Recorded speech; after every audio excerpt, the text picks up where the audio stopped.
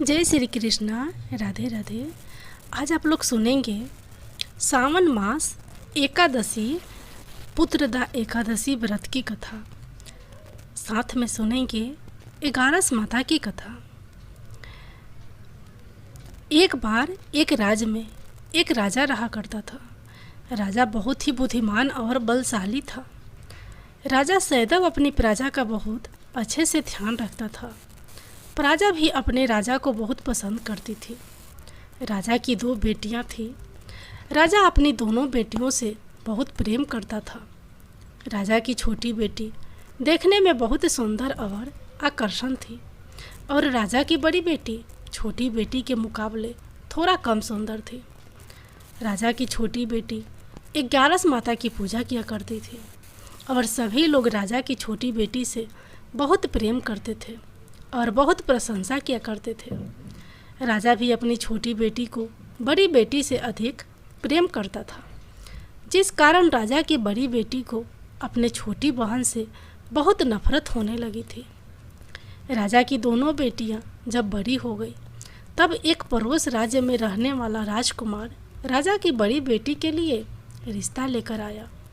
लेकिन जैसे ही उस राजकुमार की नज़र राजा की छोटी बेटी पर पड़ी तो वह राजकुमार राजा की छोटी बेटी पर आकर्षण हो गया और उससे पहली नज़र में प्रेम कर बैठा। उस राजकुमार ने राजा की बड़ी बेटी के साथ विवाह करने से मना कर दिया और उसने राजा से कहा कि मैं आपकी छोटी बेटी से विवाह करना चाहता हूँ। जिसके बाद राजा की बड़ी बेटी यह देखकर अपनी छोटी बहन से बहुत क्रोधित हो गई और राजा की बड़ी बेटी ने अपनी छोटी बहन को अपना सबसे बड़ा दुश्मन मान लिया। राजा की बड़ी बेटी ने अपनी छोटी बहन से बदला लेने का निर्णय लिया, जिसके लिए उसने अपनी छोटी बहन को जान से मारने का प्लान बनाया। राजा की बड़ी बेटी ने अपनी छोटी बहन को मारने के लिए सबसे पहले एक लड्डू में जहर मिलाकर अपनी छोटी बहन को दे दिया और उसको लड्डू खाने के लिए कहा। लेकिन लड्डू खाने के बाद भी छोटी बहन को कुछ नहीं हुआ। बड़ी बहन यह देखकर बहुत आश्चर्यचकित हो गई, लेकिन बड़ी बहन ने हार नहीं मानी और उसने जब रात में छोटी बहन अपने कमरे में सो रही थी तब एक मटके में सांप रखकर उसके कमरे में छोड़ दिया। लेकिन सांप भी छोटी बहन का कुछ नहीं कर पाया।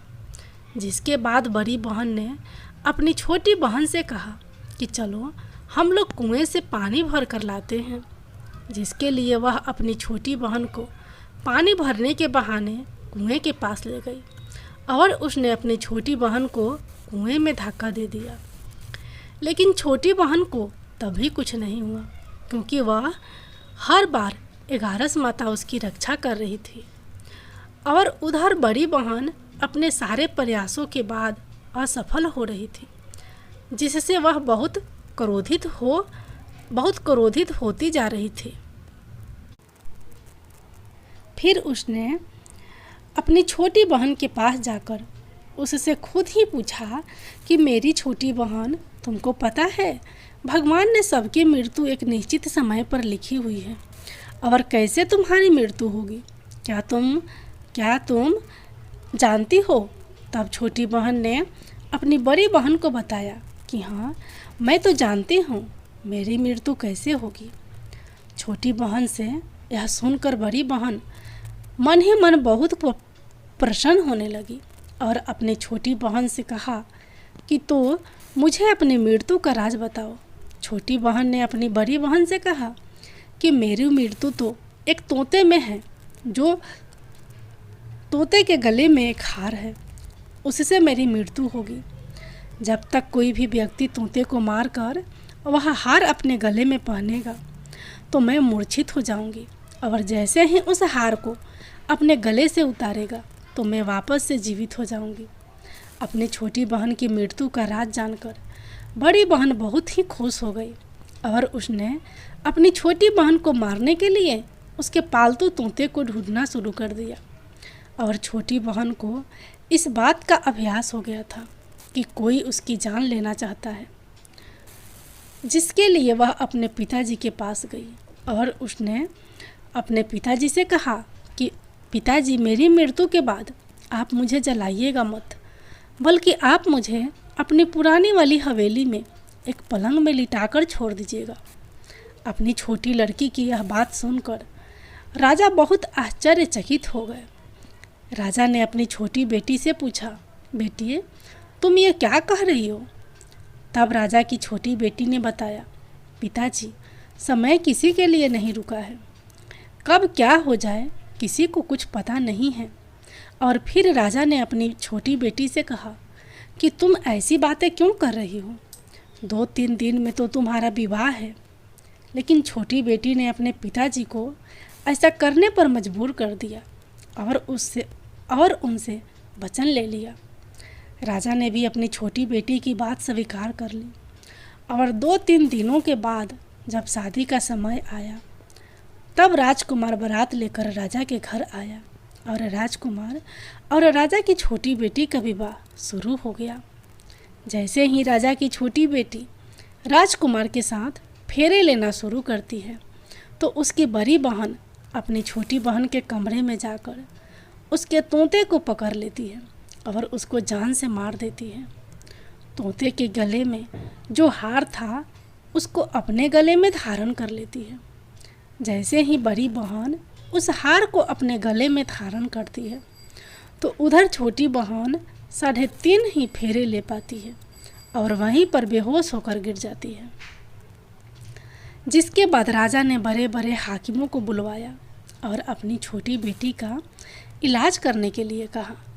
राजा की बात सुनकर वैद्य ने छोटी बेटी को जब चेक किया तो राजा को बताया कि आपकी छोटी बेटी ना तो जीवित है और ना ही मरी हुई है। यह मैं ऐसा पहली बार देख रहा हूँ।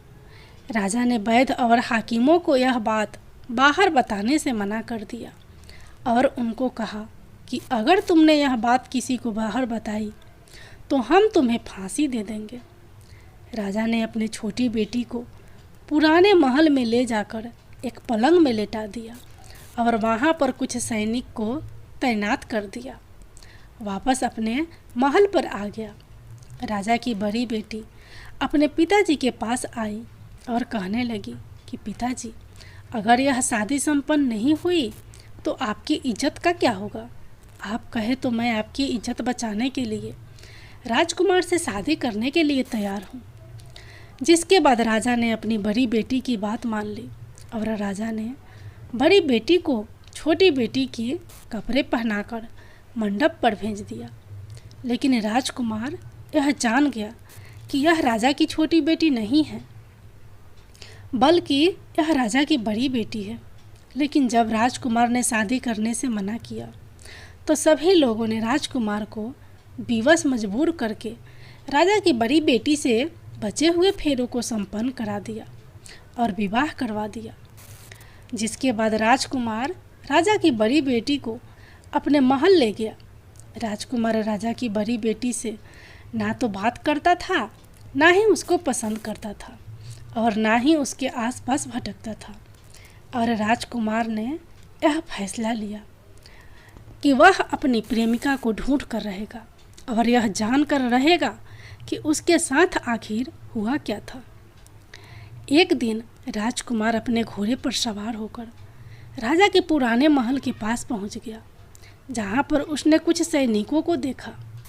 महल के पास पहुंचकर राजकुमार ने जब महल को ध्यान से देखा तो वह समझ गया कि यह तो हमारे ससुर जी का महल है।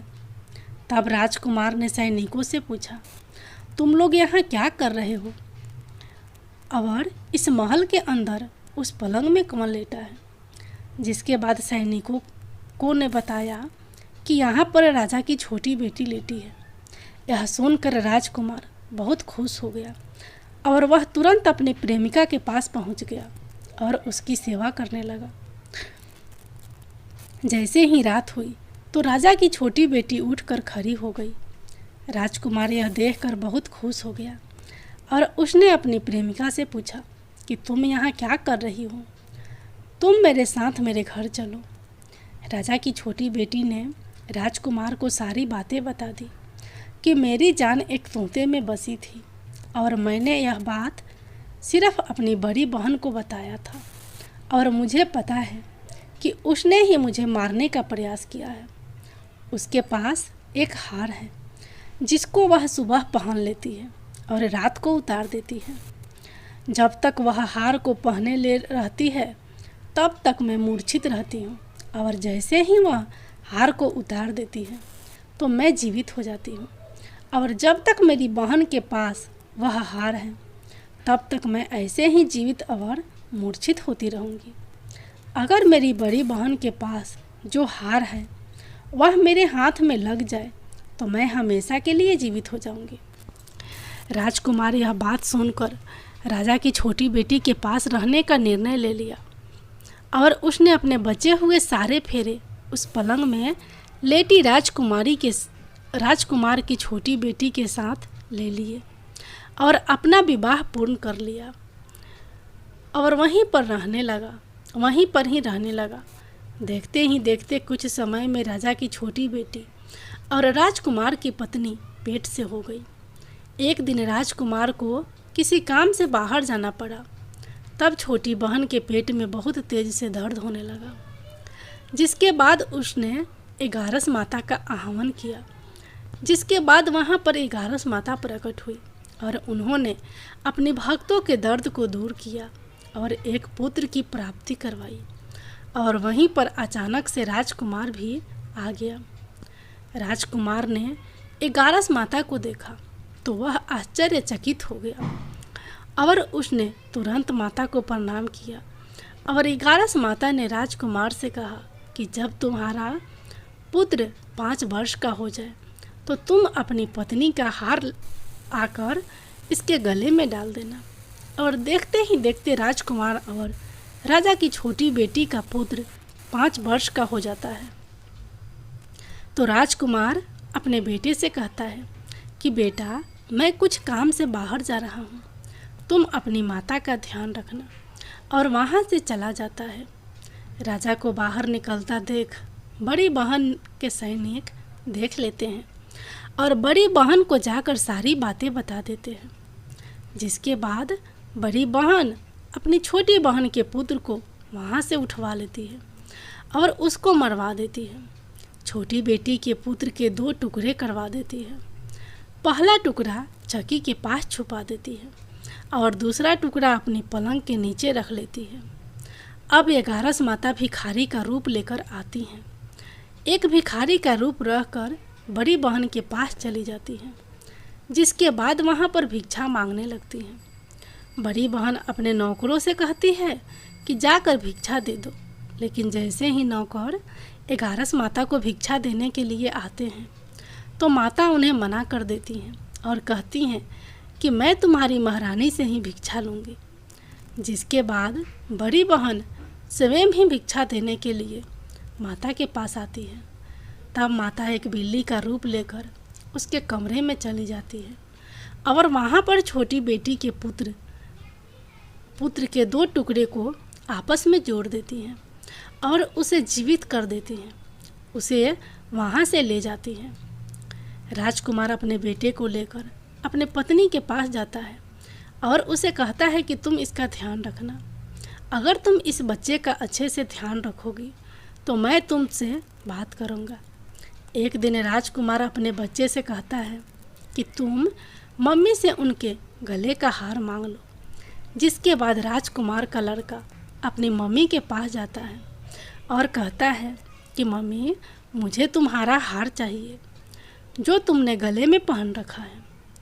यह सुनकर पहले तो बड़ी बहन बहुत क्रोधित होती है, पर उसको यह याद आता है कि राजकुमार ने कहा था कि अगर मैं इस बच्चे का ध्यान अच्छे से रखूंगी तो वह मुझसे बात करेंगे। जिसके कारण वह हार को उस बच्चे को दे देती है और वह तुरंत हार को ले जाकर अपने पिताजी को दे देता है। और तभी राजकुमार अपने बेटे को लेकर वहाँ से जाने लगता है और अपनी पत्नी से कहता है कि तुम हमारे लिए खाना बनाकर रखना, मैं शाम को आकर तुम्हारे साथ खाऊंगा। और वह अपने बेटे को लेकर वहाँ से चला जाता है, जिसके बाद वह राजा के पास जाता है और उनको सारी बातें बता देता है। राजा अपनी बड़ी बेटी की यह करतूत सुनकर बहुत क्रोधित होते हैं और अपनी परवरिश पर ही दोष देने लगते हैं और राजकुमार को अपनी छोटी बेटी के साथ रहने के लिए आदेश देते हैं। 11 माता की जय हो। अब आप लोग सुनिए पुत्रदा एकादशी व्रत की कथा।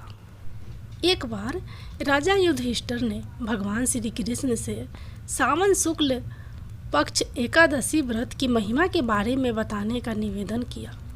इस पर भगवान श्री कृष्ण ने कहा कि इसे सावन पुत्रदा एकादशी के नाम से जानते हैं। जो लोग इस व्रत की कथा सुनते हैं उनको वाजपेय यज्ञ के समान पुण्य फल मिलता है। सावन पुत्रदा एकादशी की व्रत कथा सुनने मात्र से संतान सुख की प्राप्ति होती है। एक समय में महिष्मती नगर पर राजा महिषजीत का शासन था। राजा महिषजीत ने कई वर्षों तक शासन किया। उसे कोई पुत्र नहीं था। पुत्र के ना होने के दुख से राजपाट में उसका मन नहीं लगता था। वह कहता था कि जिसका पुत्र नहीं होता है उसके लिए धरती और स्वर्ग दोनों ही कष्ट प्रदान करने वाले होते हैं। उसे सुख नहीं मिलता है। राजा महिषजीत ने पुत्र प्राप्ति के लिए काफ़ी उपाय किए, लेकिन उसकी इच्छा पूरी नहीं हुई। वह काफ़ी दुखी रहने लगा। एक दिन उसने सभा बुलाई और उससे अपने मन की पीड़ा व्यक्त की। उसने कहा कि हमेशा दूसरों की सेवा की दान पुण्य का कार्य भी बढ़ चढ़ कर किया, लोगों के सुख में कोई कमी नहीं की। इतना कुछ करने के बाद भी उसे कष्टकारी जीवन व्यतीत करना पड़ रहा है। उसे कोई पुत्र नहीं हुआ। इसका कारण क्या है? राजा महिषजीत के दुख से प्रजा और मंत्रीगण भी दुखी थे। वे जंगलों में जाकर ऋषि और मुनियों से अपने राजा की पीड़ा बताते और उसके निवारण का उपाय पूछते। इसी क्रम में एक दिन वे लोमस ऋषि के आश्रम में पहुँचे। उन्होंने लोमस ऋषि को प्रणाम करके आने का उद्देश्य बताया। उनकी बातें सुनने के बाद लोमस ऋषि ने ध्यान लगाया और राजा के दुख का कारण जानना चाहा। अपने तपोबल से उन्होंने जाना कि पूर्व जन्म में राजा महिषजीत ने धन कमाने के लिए कई बुरे कार्य किए थे। वह एक निर्धन वेश्या था। एक बार वह 2 दिनों तक भूख प्यास से परेशान रहा। पानी की तलाश में एक तालाब के पास पहुंचा। वहां एक गाय पानी पी रही थी तो उसे भगा दिया और खुद पानी पीने लगा। उस पाप कार्य के कारण इस जन्म में उसे पुत्र सुख प्राप्त नहीं हुआ। लोमस ऋषि ने उपाय बताते हुए कहा कि सावन शुक्ल पक्ष एकादशी को विधि पूर्वक व्रत करो, विष्णु पूजा पाठ और रात्रि जागरण करो। इस व्रत को करने से राजा महिषजीत पाप मुक्त हो जाएंगे और उनको पुत्र की प्राप्ति होगी। सावन शुक्ल एकादशी आने पर मंत्रीगण और प्रजा ने विधि पूर्वक व्रत रखा, विष्णु पूजा और रात्रि जागरण किया। अगले दिन द्वादशी को उन्होंने अपने व्रत के पुण्य को राजा महिषजीत को दान कर दिया। उसके पुण्य प्रभाव से रानी गर्भवती हो गई और राजा महिषजीत को पुत्र का सुख प्राप्त हुआ। जो भी इस व्रत को विधि विधान से करता है उसके पाप मिट जाते हैं, मोक्ष की प्राप्ति होती है। संतानहीन लोगों को संतान सुख मिलता है। विष्णु भगवान की जय हो। एकादशी माता की जय हो। अब आप लोग सुनिए एकादशी के दिन सुने जाने वाले राजा धर्म कीर्ति की कथा। गालव मुनि का भद्रशील नाम का एक पुत्र था। भद्रशील ने छोटी उम्र से ही एकादशी व्रत का पालन करना शुरू कर दिया। मुनि ने उन्हें ऐसा करने के लिए कभी नहीं कहा था। एक बार मुनि ने भद्रशील से पूछा कि उन्हें इस व्रत को करने किसने कहा है। भद्रशील ने कहा कि मैं कई जन्मों से एकादशी व्रत करता आ रहा हूँ। आमतौर पर किसी को भी पिछला जन्म याद नहीं रहता। जब तक आप माँ के गर्भ में होंगे तब तक आपको अपने पिछले जन्मों की याद रहेगी, लेकिन जन्म से ठीक पहले यह स्मृति मिट जाती है। लेकिन भद्रशील को अपने पिछले जन्म की याद उस समय भी थी। यह एकादशी व्रत की शक्ति थी जिसका वे पालन करते थे। वे एक पूर्व जन्म में धर्मकीर्ति नामक राजा थे। धर्मकीर्ति बहुत क्रूर था, उसे कोई पसंद नहीं करता था। ऐसा कोई पाप नहीं था जो उसने नहीं किया हो।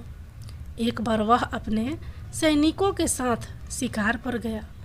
उसने एक हिरन को देखा और अपने सैनिकों को उस हिरन को चारों ओर से घेरने के लिए कहा। राजा ने कहा कि जो भी हिरन को भागने देगा उसका पूरा परिवार मार डाला जाएगा। हिरन ने यह सुना और सोचा, बेचारे सैनिक, मैं उनमें से किसी को भी कुछ होने नहीं दूंगा। हिरन राजा के पास से निकल भागा। राजा ने हिरन का पीछा किया। सूर्यास्त होते राजा एक घने जंगल के अंदर फंस गया। हिरन कहीं दिखाई नहीं दे रहा था। राजा ने एक पेड़ के नीचे रात बिताई। उसने दिन भर में कुछ भी नहीं खाया था। उसे चारों ओर से खतरनाक जानवरों के गुर्राने की आवाज़ सुनाई दे रही थी। वह सो नहीं सका।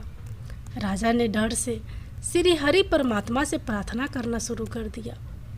फिर सुबह होते ही उसकी मृत्यु हो गई। यमदूत आए और उसे यमराज के पास ले गए। यमराज ने पूछा, तुम लोग इन्हें यहाँ क्यों लाए हो? इनका स्थान वैकुंठ में भगवान महाविष्णु के बगल में है। लेकिन राजन, यह तो महापापी है। नहीं, वह सब चला गया है। ये अब पवित्र है। जिस दिन उनकी मृत्यु हुई वह एकादशी थी। उन्होंने दिन भर उपवास किया और रात में जागते हुए श्री हरि का स्मरण किया। उनके सारे पाप दूर हो गए, वे पवित्र हो गए। यमराज ने स्वयं एक स्वर्ण रथ बुलवाया और राजा को वैकुंठ भेज दिया। जब लोगों को इस बारे में पृथ्वी पर पता चला तो वे सभी एकादशी का पालन करने के लिए और अधिक उत्साहित हो गए। एकादशी माता की जय हो।